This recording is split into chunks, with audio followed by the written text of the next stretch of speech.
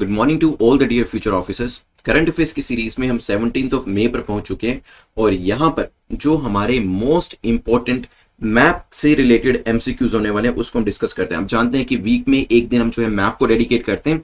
सो यहाँ पर map related 10 question आज हम देखेंगे और मैप को प्रैक्टिस करना बहुत जरूरी होता है। अगर कर रहे हैं तो बहुत अच्छी बात है, नहीं तो कम से कम ये लेक्चर जरूर देख लीजिएगा, बिकॉज एग्जाम से पहले यहाँ पर हम मोर और लेस 500 to 600 जो मोस्ट इंपॉर्टेंट लोकेशंस होती हैं वो यहां पर देख लेंगे। This is brief introduction about me. My name is Prince Luthra, all India rank 577 from UPSC CSE 2014 batch.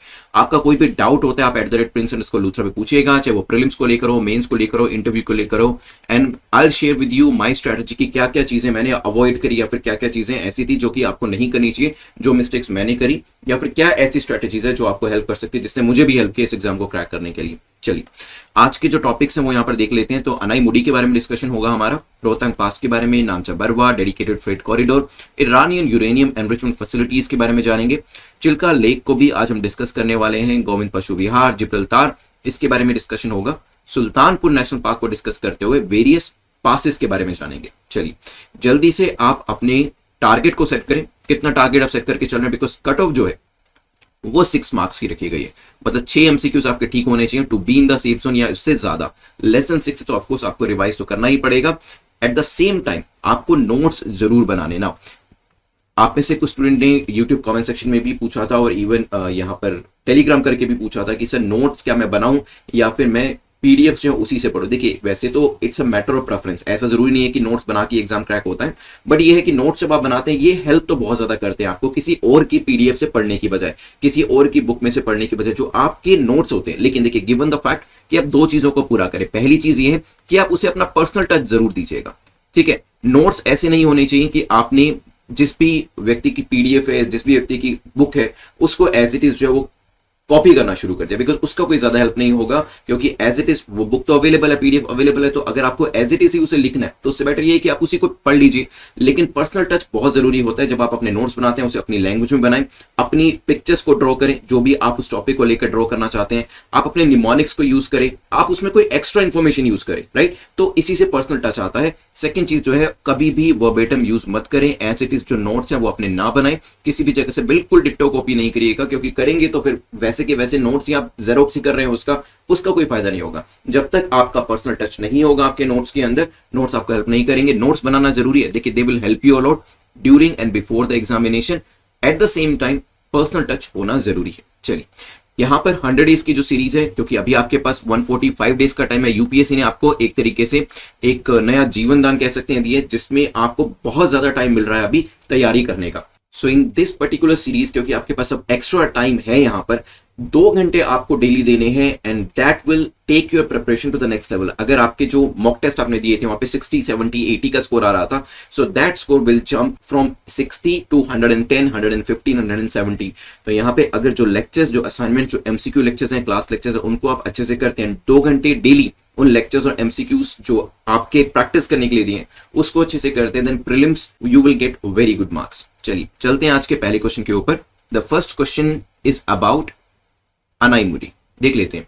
So this is the topic जिसको आपको अंडरलाइन करना है, अनाईमुडी को, और यहां पर जो चीज पूछी गई है उसको आपको सर्कल में डालना है। Now this is the technique which you are suppose to follow even in your examination. आपको अपने एग्जाम में भी ऐसे ही करना है, ताकि कोई भी चीज आपसे मिसरीडिंग की वजह से गलत ना हो, क्योंकि कई बार यहाँ पे करेक्ट की जगह इनकरेक्ट दिया होगा, तो वो चीज आपके दिमाग से स्लिप नहीं होनी चाहिए, आपके दिमाग से टॉपिक भी स्लिप नहीं होना चाहिए। मेंस के अंदर भी कैसे करते हैं इस चीज को वो मैं आपको बताऊंगा, ताकि कभी भी आप क्वेश्चन का आंसर लिखते हुए डिफ्लेक्ट ना हो। अनाईमुडी के बारे में पहली स्टेटमेंट है, it is located in Kerala, it is the highest peak in eastern Ghat. ये केरला में लोकेट करती है, पहली स्टेटमेंट कहती है। सेकंड कहती है ईस्टर्न घाट में लोकेट करती है। Its parental range is Anaimalai hills. तो अनाईमलाई हिल्स जो है वो इसकी पेरेंटल रेंज हो सकता है। सोचिए इसके बारे में, फिर करते हैं डिस्कशन। चलिए देखिए, एमसीक्यूज को प्रैक्टिस करने का सबसे इंपॉर्टेंट रीजन भी यही होता है that you learn the art of solving the MCQ, solving the questions. Because exam में आपको एमसीक्यूज ही सॉल्व करने हैं। जो भी बुक्स आपने पढ़ी हैं, जो भी वीडियोस आपने देखे हैं, जो भी न्यूज़पेपर आपने पढ़े, उसी इंफॉर्मेशन को यूज करते हुए you are suppose to just answer the question there. और ये एमसीक्यूज को सोल्व करना भी कहीं ना कहीं एक आर्ट है, जिसमें जितना ज्यादा आप प्रैक्टिस करते जाते हैं उतना ज्यादा आपको हेल्प मिलती जाती है। फॉर एग्जाम्पल, जैसे हम एलिमिनेशन मेथड का यूज करते हैं, we read between the lines, हम ये भी देखते हैं कि वेरियस स्टेटमेंट के बीच में कॉन्ट्राडिक्शन कहां पर है। अगर यहाँ पे देखेंगे, पहली स्टेटमेंट कहती है केरला में है और दूसरी कह रही है ईस्टर्न घाट के अंदर है, तो कहीं ना कहीं दोनों स्टेटमेंट्स के बीच में अगर आप लोकेशन वाइज देखेंगे कुछ ना कुछ विरोधाभास आपको जरूर दिखेगा, कुछ ना कुछ कॉन्ट्राडिक्शन आप यहां पर इसमें डिटेक्ट कर पाएंगे। ठीक है, कि या तो ये केरला में होगी, ईस्टर्न घाट में फिर होने के चांसेस कम है, और अगर ईस्टर्न घाट में तो केरला के होने के चांसेस कम है। तो it's parental range in Annamalai hills. पहले तो नाम से यहां पर इसमें कॉमन सेंस हम यूज कर सकते हैं, अन्नाई दिया है तो हो सकता है। देखिए, मैं ये नहीं कह रहा कि हर जगह पे कॉमन सेंस हमारी काम करती है और ठीक होती है, लेकिन लार्जली वो आपको जरूर हेल्प करती है। तो यस, पेरेंटल रेंज जो अनाईमुडी की है वो अनाईमलाई हिल्स ही है, तो तीसरी स्टेटमेंट आपकी ठीक हो जाती है। लेकिन पहली और दूसरी स्टेटमेंट में हम ये चीज को लेकर श्योर हो सकते हैं कि दोनों में से कोई ना कोई एक स्टेटमेंट होगी, क्योंकि पहली और दूसरी स्टेटमेंट जो है लोकेशन के बेसिस पे एक दूसरे से कॉन्ट्राडिक्ट कर रही है। अनाईमुडी एक माउंटेन है जो कि कहां पर लोकेट करता है, इंडियन स्टेट ऑफ केरला के अंदर है। तो पहली जो स्टेटमेंट है वो आपकी ठीक हो जाती है, but it is located in the western Ghat, ये चीज ध्यान रखिएगा, ईस्टर्न घाट में नहीं है। क्योंकि एक बार देखिए यहाँ पे जो आपका ईस्टर्न घाट है भी सही, वो कहां पे लोकेट करता है। अगर मैं राज्यों की बात करूं, ऊपर वेस्ट बंगाल में आपको ईस्टर्न घाट मिल जाएगा, नीचे उड़ीसा में मिल जाएगा, देन आंध्र प्रदेश में मिल जाएगा, तमिलनाडु में मिल जाएगा। ठीक है, अगर ईस्टर्न घाट होता तो केरला तो वैसे ही आंसर नहीं हो सकता था, या तो वो तमिलनाडु होता, आंध्र प्रदेश होता, उड़ीसा होता, वेस्ट बंगाल होता। लेकिन अगर केरला में है तो वो ईस्टर्न घाट नहीं हो सकता। तो हमें ये चीज समझ में आ गई थी कि दोनों स्टेटमेंट्स एक दूसरे को कॉन्ट्राडिक्ट करे। वैसे ईस्टर्न घाट और वेस्टर्न घाट की बात करें, दोनों कहां पे मीट करते हैं ये भी मुझे बताइएगा। ठीक है, जगह का नाम एन से स्टार्ट होता है, आंसर बताइएगा। चाहे तो स्टेट्स का नाम भी मुझे कमेंट सेक्शन के अंदर बता सकते हैं। This is an extra work which you are suppose to do. मैं चाहूं तो यहाँ पे सारी चीजें आपको बता सकता हूं, बट आई ऑल्सो वांट कि 95% चीजें मैं आपको बताऊं, 5% आप उसे खुद सर्च करें और खुद रिकॉल करें। तो अगर आपको गूगल भी करना पड़ता है इस चीज के लिए कि दोनों ईस्टर्न घाट और वेस्टर्न घाट कहां मिलते हैं, उसे कमेंट सेक्शन में ढूंढ के जरूर लिखिएगा। तो यहाँ पे कॉन्ट्राडिक्शन जो स्टेटमेंट्स के बीच में है वो आपको डिटेक्ट करना है, क्योंकि यूपीएससी के अंदर ऐसा काफी सारे क्वेश्चन में आपको देखने को मिलेगा जो आपको हेल्प करने वाला है एलिमिनेशन के अंदर। तो यहाँ पे पहली और तीसरी स्टेटमेंट ठीक होने की वजह से आंसर हो जाएगा बी, पेरेंटल रेंज इसकी अनामलाई हिल्स है, वेस्टर्न घाट में लोकेट करती है। It is the highest point in India south of Himalaya, thus it is also known as Everest of south India, क्योंकि साउथ इंडिया की काफी सबसे ऊपर की या कहें कि सबसे बड़ी पीक है, तो इसे साउथ इंडिया का एवरेस्ट भी कहा जा सकता है। देखिए, वैसे क्वेश्चन इस तरीके से भी पूछा जा सकता है, क्योंकि तभी मैं कह रहा हूं एक्सप्लेनेशन इज क्वाइट इंपॉर्टेंट कि साउथ इंडिया का एवरेस्ट किसे कहा जा सकता है। ठीक है, फिर वहां पे ऑप्शन दे देंगे, अनाईमुडी को कहा जाता है, दोला बेटा को कहा जाता है, इस तरीके से अलग अलग पीक्स के नाम दे देंगे। तो ये चीजें भी आपको ध्यान रखनी है, और अपने नोट्स जब सेकंड टाइम देखेंगे, फर्स्ट टाइम में कभी मत बनाइएगा, सेकंड टाइम में जब आप वीडियो देखेंगे तो बिल्कुल ध्यान से आपको इंपॉर्टेंट चीजें ही अपनी किसके अंदर, नोट्स के अंदर रखनी है। चलिए, यहां पर this is Anaimudi, this is the location. चलते हैं सेकंड क्वेश्चन के ऊपर। सेकंड क्वेश्चन कहता है which of the following we are talking about. Now यहां पर तीन स्टेटमेंट्स आपको दिए और पूछा कि बताएं हम किसके बारे में बात कर रहे हैं। तीन स्टेटमेंट दिए और अलग अलग पासेस दिए यहां पे। पहली कहती है it is a high mountain pass on the eastern Pir Panjal range of the Himalayas. ये एक हाई माउंटेन पास है जो कि कहां पर, पीर पंजाल रेंज ऑफ हिमालयस के ईस्टर्न में लोकेट करता है। ये किसको कनेक्ट करता है, ये कुल्लू वैली को लाहौल एंड स्पीति वैली से हिमाचल प्रदेश की कनेक्ट करता है। The pass lies on the watershed between the Chenab and Beas basin. तो चिनाब और ब्यास बेसिन के बीच में वाटरशेड का काम भी इसके द्वारा किया जाता है। जल्दी से मुझे बताएं कि हम रोहतांग पास की बात कर रहे हैं, शुक्ला की बात कर रहे हैं, बारालाचा की कर रहे हैं, या फिर कोई और ही पास है जिसको हमने यहां पर मेंशन नहीं किया। बताइए क्या आंसर होगा, फिर करते हैं इसके बारे में डिस्कशन। चलिए, so it is a high mountain pass on the eastern Pir Panjal range of Himalaya around 51 kilometre from Manali में लोकेट करते हैं। 13,000 से ज्यादा फीट की ऊंचाई पे ये लोकेट करता है, और ये आपके कुल्लू वैली को स्पीति वैली से कनेक्ट भी करता है। ठीक है, चिनाब और ब्यास का जो वाटरशेड है उसको भी, उसके बीच में भी है ये। तो दिस इज रोहतांग पास, ए हमारा करेक्ट आंसर हो जाता है। और अगर आपको याद हो, रोहतांग पास अटल टनल के लिए भी जाना जाता है, बिकॉज अटल टनल को यहीं पे एक्सकवेट किया गया था, जिससे आपकी 5 से 6 घंटे की जो जर्नी थी वो सिर्फ हाफ एन आवर में तब्दील हो गई थी। तो अटल टनल जो है उससे भी एसोसिएट करते ध्यान रखिएगा, हमारा आंसर जो है वो ए हो जाएगा। देख लीजिए एक बार यहां पर मैप के ऊपर भी आपके अलग अलग पासेस यहां पर दिए, and this is your Rohtang pass. चलते हैं यहां पर नेक्स्ट क्वेश्चन के ऊपर। रोहतांग पास से आगे बढ़ते हुए क्वेश्चन नंबर 3 को देखते हैं, जो कि नामचा बरवा को लेकर है। पूछा गया नामचा बरवा क्या है, क्या इसे हिमालय का ईस्टर्न एंकर कहा जाता है, या फिर हिमालय का वेस्टर्न एंकर कहा जाता है, या फिर नॉर्दर्न एंकर कहा जाता है, या फिर सदर्न एंकर कहा जाता है। बताइए, नामचा Barwa is quite famous for this. सोचिएगा, फिर करते हैं डिस्कशन इसको लेकर। चलिए देखिए, अगर हम इंडिया की बात करें तो यहाँ पर आपका जो हिमालय है वो JNK से एक्सटेंड होता हुआ हमारा जो पूर्वी हिमालय है नॉर्थ ईस्टर्न तक ये जाता है, राइट। तो यहाँ पे नेपाल को भी कवर किया गया है, फिर आपका अरुणाचल तक ये जाता है। और जो यहाँ पर ईस्टर्न डायरेक्शन में जब आप जाएंगे तो वहां पर नामचा पर्वत आपका लोकेट करता है, एक माउंटेन पीक है तिब्बतन हिमालय के अंदर, ठीक है। Traditional definition of Himalaya extending from Indus river, कहां से शुरू होता है आपका हिमालय? इंडस रिवर से शुरू होते हुए ब्रह्मपुत्र तक जाता है, और जो ब्रह्मपुत्र तक जाता है वहां पर इसे ईस्टर्न एंकर करते हैं क्योंकि वो ईस्टर्न डायरेक्शन में है, ठीक है। तो ये पूरी आपकी माउंटेन चेन है। So whenever we talk about Himalaya, do not think only about these 3-4 states, Jammu Kashmir जो यूटी आपका है, हिमाचल प्रदेश या फिर उत्तराखंड, ये आपका नेपाल से होते हुए भी आपका जो नॉर्थ ईस्टर्न स्टेट्स हैं वहां तक जाता है, ब्रह्मपुत्र तक जाता है, और इसी वजह से ही ईस्टर्न एंकर ऑफ हिमालय के तौर पे इसे जाना चाहता है। तो आंसर क्या हो जाएगा आपका? A will be the correct answer. एक बार यहाँ पर मैप के ऊपर भी देख लीजिए, चाइनीज माउंटेन आपको दिखाई दे रहा है, यहाँ पे ऊपर चाइना है, नीचे आपका अरुणाचल आपको दिखाई दे रहा है, राइट। चलिए चलते हैं यहाँ से आगे बढ़ते हुए क्वेश्चन नंबर 4 को देख लेते हैं। क्वेश्चन नंबर 4 बात करते हैं, put the following from west to east on eastern dedicated freight corridor. तो ईस्ट ये है, ये वेस्ट है, ये नॉर्थ है, ये साउथ है, हमें वेस्ट टू ईस्ट इस डायरेक्शन में बताना है जो आपका ईस्टर्न डेडिकेटेड फ्रेट कॉरिडोर है। 3 यहाँ पे जगह के नाम दिए हैं, पहला है दादरी, फिर है सानेवाल, फिर आपका दंकुनी। बताइए eastern dedicated freight corridor, western dedicated freight corridor काफी न्यूज में रहते हैं, क्वेश्चन पूछे जा सकते हैं। प्राइम मिनिस्टर अलग अलग स्ट्रेच को टाइम एंड अगेन इसमें इनॉग्रेट भी करते रहते हैं, और अभी कुछ दिन पहले भी, अराउंड 2-3 दिन पहले ही, जो हमारे प्राइम मिनिस्टर उन्होंने एक स्ट्रेच जो था उसको इनॉग्रेट भी किया था यहाँ पर ईस्टर्न डेडिकेटेड फ्रेट कॉरिडोर में। 1856 किलोमीटर इसकी लेंथ है ईस्टर्न डेडिकेटेड फ्रेट कॉरिडोर की। और अभी जो यहाँ पे स्ट्रेच को इनॉग्रेट किया गया था उसका नाम था, it was a stretch basically between Khurja से भावपुर। खुर्जा भावपुर का जो स्ट्रेच था इसे यहां पर इनॉग्रेट किया गया था। Now tell me the answer, अगर हम इसे लगाते हैं और फिर इसको एक बार मैप के ऊपर भी देख लेते हैं। चलिए एक बार पहले मैप के ऊपर देख लेते हैं इसे। तो यहाँ पे हमारे पास दादरी था, right. So this is Dadri, आपका सानेवाल था, ये पंजाब में आपका है, ये आपका दादरी दिल्ली में हो गया, दिल्ली यूपी वाला एरिया। और इसके बाद आपका दंकुनी आपका वेस्ट बंगाल के अंदर है, ठीक है। बीच में भी आपकी जगह है जो ये न्यू भावपुर वाला जो स्ट्रेच है इसको यहाँ पे इनॉग्रेट किया है अभी।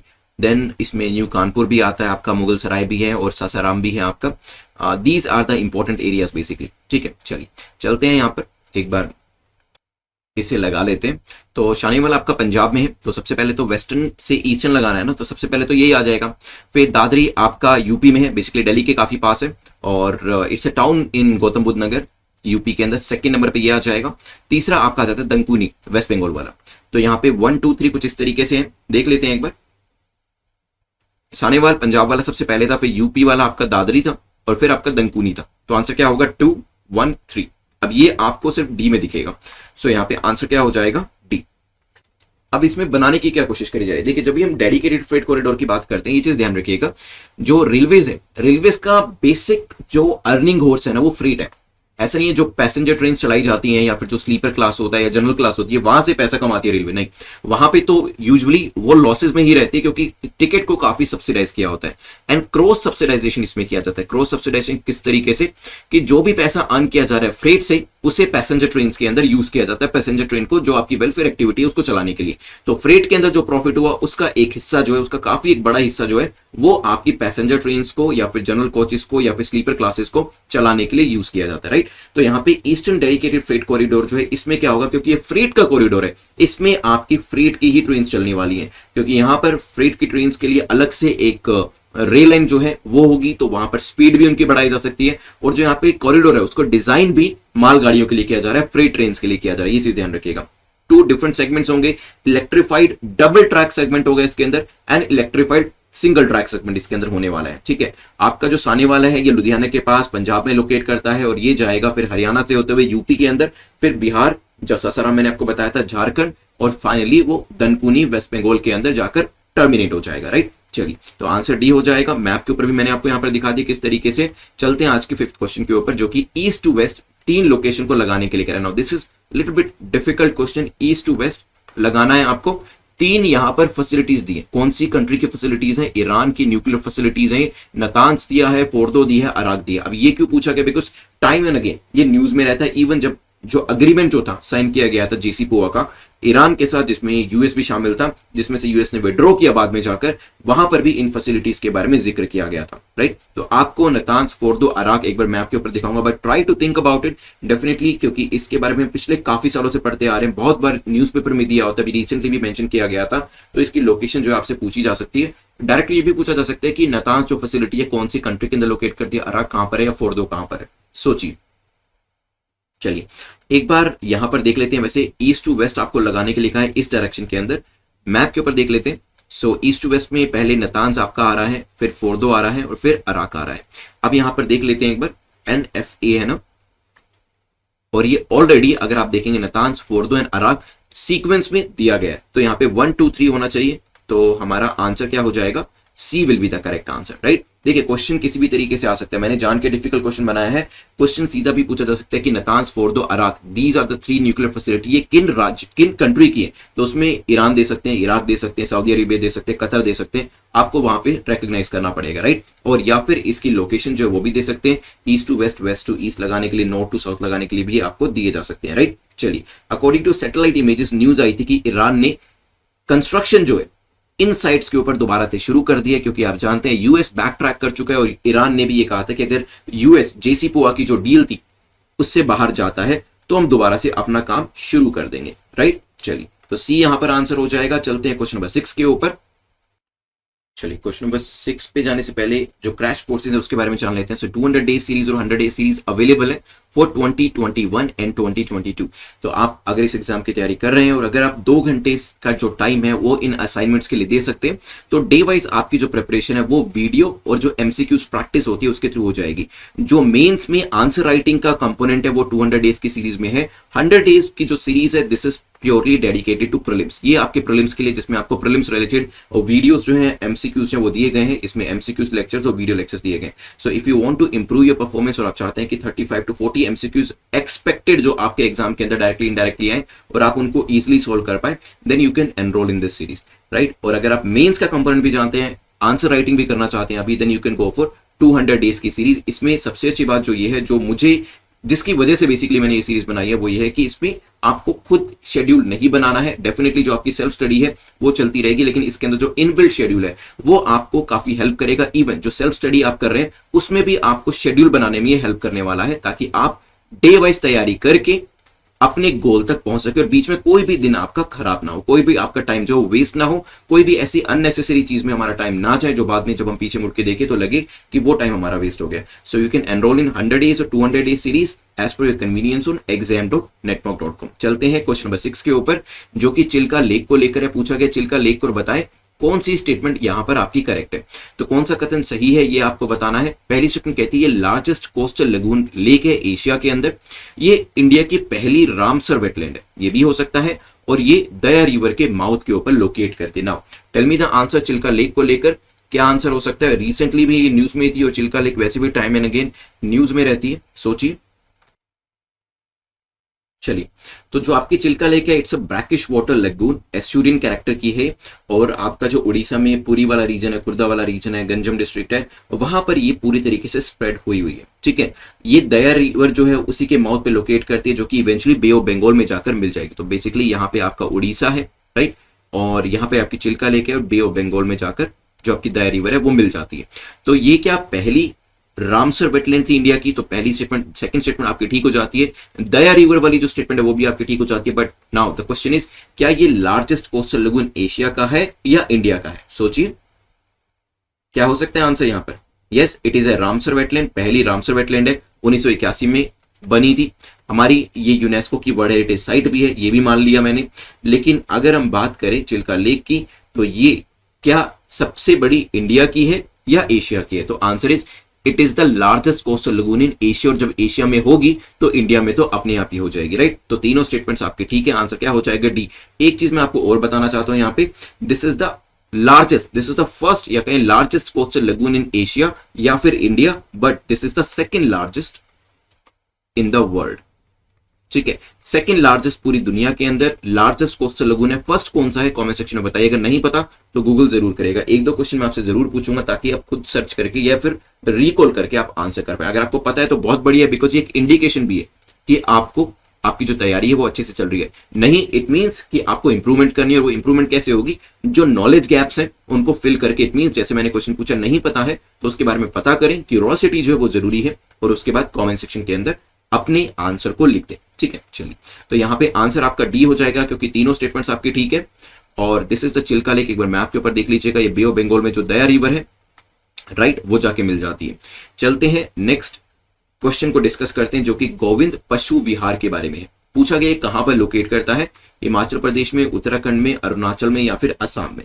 बताइए कहां पर ये लोकेट कर सकता है, गोविंद पशु विहार नेशनल पार्क। ये जो नाम है ये हमारे जो फ्रीडम फाइटर थे गोविंद बल्लभ पंत जी, उनके नाम पर यह नाम रखा गया। ठीक है, it lies in the Garhwal Himalayas, Uttarkashi district of Uttarakhand. B is the correct answer, ध्यान रखिएगा। ठीक है, प्रोजेक्ट स्नो लेपर्ड जो है वो भी इनॉग्रेट किया गया था यहां पर गवर्नमेंट ऑफ इंडिया के द्वारा, ये भी ध्यान रखिएगा। और यहाँ पे काफी तरीके का फ्लोरा फोना जो है वो भी पाया जाता है। मैप के ऊपर एक बार लोकेशन जो है गोविंद पशु विहार नेशनल पार्क एंड सेंचुरी की आप देख सकते हैं। चलते हैं आज के 8वें क्वेश्चन के ऊपर। The 8th question is about Gibraltar. पूछा गया है इस लोकेशन को लेकर बताएं कौन सी स्टेटमेंट आपकी करेक्ट है, कौन सा कथन आपका सही है। पहली स्टेटमेंट कहती है ब्रिटिश टेरिटरी है, हो सकता है। ये स्पेन के आइबेरियन पेनिनसुला के अंदर लोकेट करती है, ये भी हो सकता है। Approximately half the world trade passes through it, तो दुनिया का जो अप्रोक्सीमेटली आधा ट्रेड है वो इसी के थ्रू, जो शिप्स वगैरह पास करते हैं उसके थ्रू होता है। चलिए सोचिए। सो जिब्राल्टार जो है ब्रिटिश की ओवरसीज टेरिटरी है।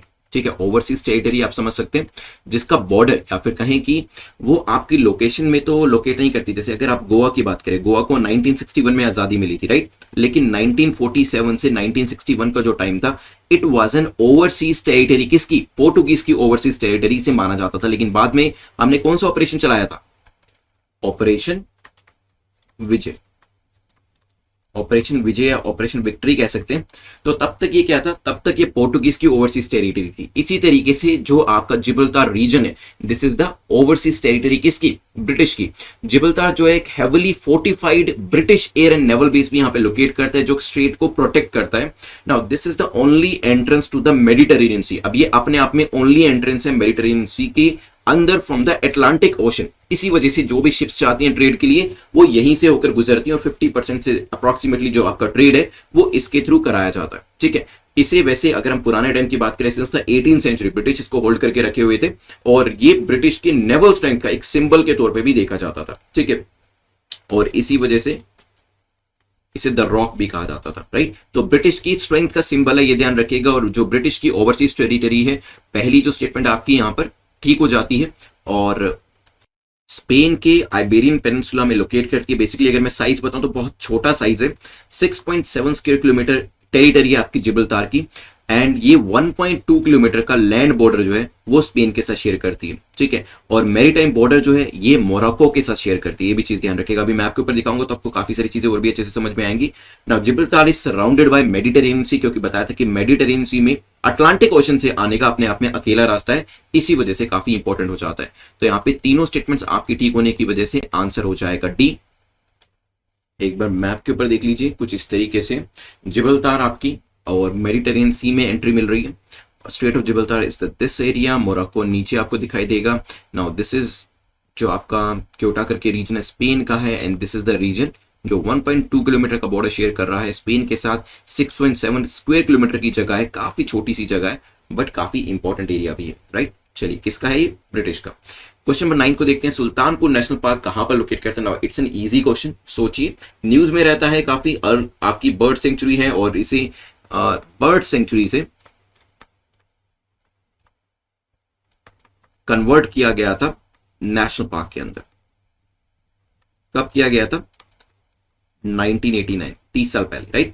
इट इज लोकेटेड कहां पर है? Sultanpur national park Sultanpur village, Gurugram Haryana के अंदर लोकेट करता है, और इसका जो नाम रखा गया वो चौहान राजपूत राजा सुल्तान सिंह चौहान के नाम पर रखा गया। तो आंसर क्या हो जाएगा यहाँ पर? C, Haryana will be the correct answer. यहाँ पर एक बार मैप के ऊपर भी देख सकते हैं, this is the exact location. चलते हैं आज के 10th क्वेश्चन के ऊपर। The last question is again direction आपको बतानी है ईस्ट, वेस्ट, नॉर्थ, साउथ आते हैं दोबारा से JNK के अंदर और खासतौर पे लद्दाख वाले रीजन के अंदर। दौलत बेग ओल्डी काफी इंपॉर्टेंट हमारा एक पॉइंट है, टाइम एंड अगेन न्यूज में होता है। अगर आप इंटरनेशनल रिलेशन को फॉलो करते हैं, जो भी इंटरनेशनल रिलेशन के जो एक्सपर्ट्स होते हैं NG 9842 पॉइंट के बारे में और दौलत बेग ओल्डी के बारे में काफी सारी जानकारी देते हैं।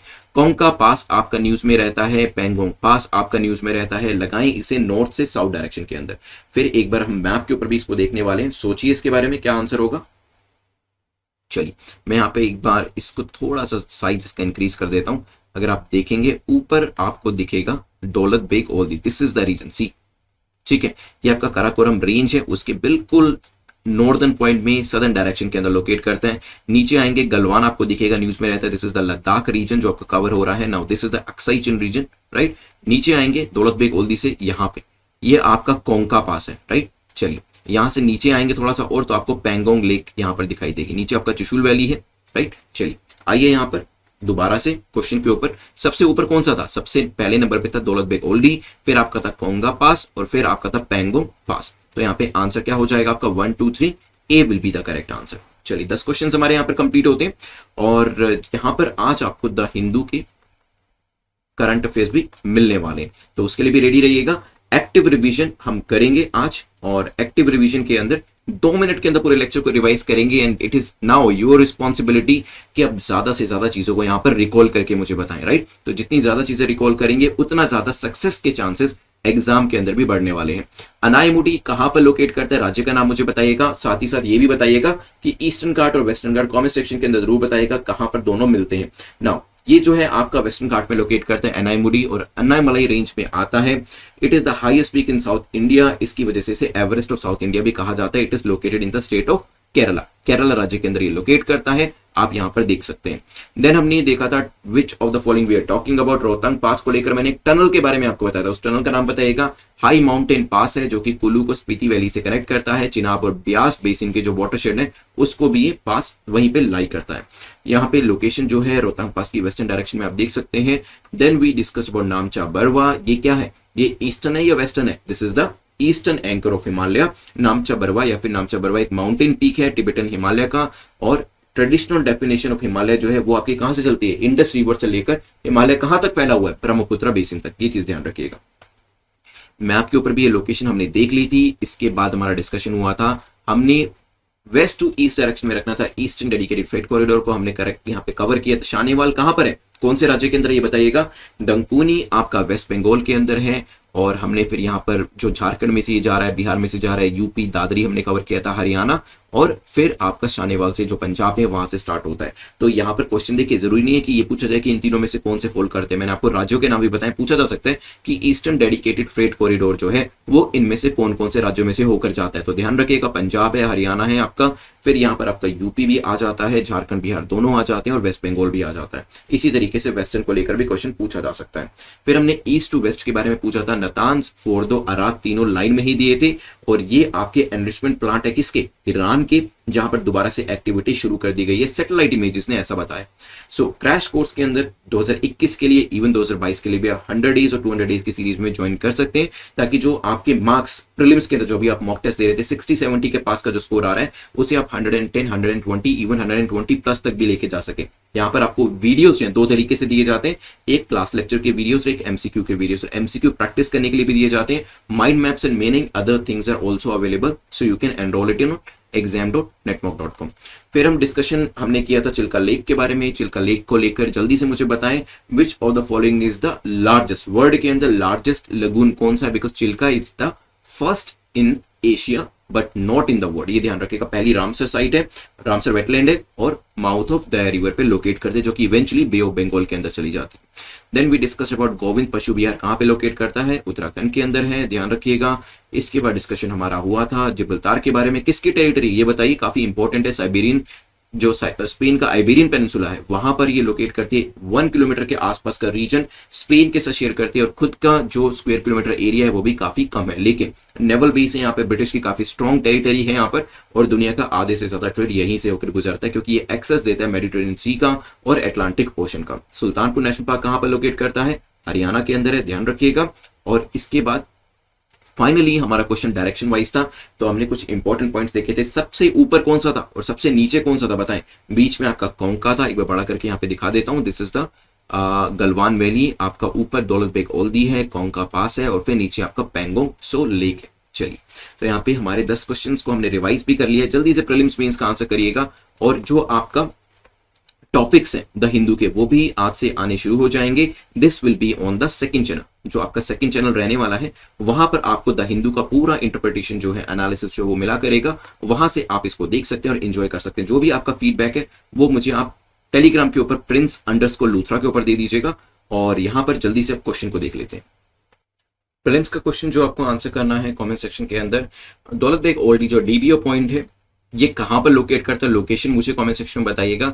अगर आप इसकी इंपॉर्टेंस बता पाए, वैसे मैंने आपको बताई है इंपॉर्टेंस इसकी पुराने लेक्चर्स के अंदर, तो और भी बेहतर होगा। सो देखिए, लोकेशन पता है तो सिर्फ लोकेशन बता दीजिएगा, इंपॉर्टेंस भी पता है तो और भी बेहतर रहेगा, वो भी बता दीजिएगा। नहीं पता है तो गूगल पे सर्च करिएगा और उसे सोच के देख कर अपने यहाँ पर आंसर को लिखिएगा। देखिए, now you have 2 choices, either you can ignore the question, और जिससे आपको कभी भी पता नहीं चलेगा दौलत बेग ओल्डी कहां पर है, या फिर जो ये नॉलेज गैप है इसे आप अभी फिल कर सकते हैं। इसको एक रेलेवेंट जो आपकी वेबसाइट है वहां से देख के कि ये कहां पर लोकेट करता है, इसकी क्या इंपॉर्टेंस है। और हमें एग्जाम में करना भी होता है, इसी वजह से कहते हैं कि जो आपकी यूपीएससी एस्पिरेंट है उसमें एक क्वालिटी जो है वो ये भी जरूरी होती है कि क्यूरोसिटी होनी चाहिए। ऐसा नहीं है कि मुझे नहीं पता है तो चलो कोई बात नहीं, मैं बाद में देख लूंगा, तो बात कभी भी नहीं आता, ये आप भी जानते हैं। सो यहां पर प्लीज कोशिश करिएगा इसको देखने की, because there are 2 kind of aspirants जो कि कहते हैं कि मैं इसे छोड़ देता हूं, बाद में देख लूंगा, और वो बाद में कभी नहीं आता है। वो चीज फिर एग्जाम में आती है तो फिर हमारा क्वेश्चन गलत हो जाता है।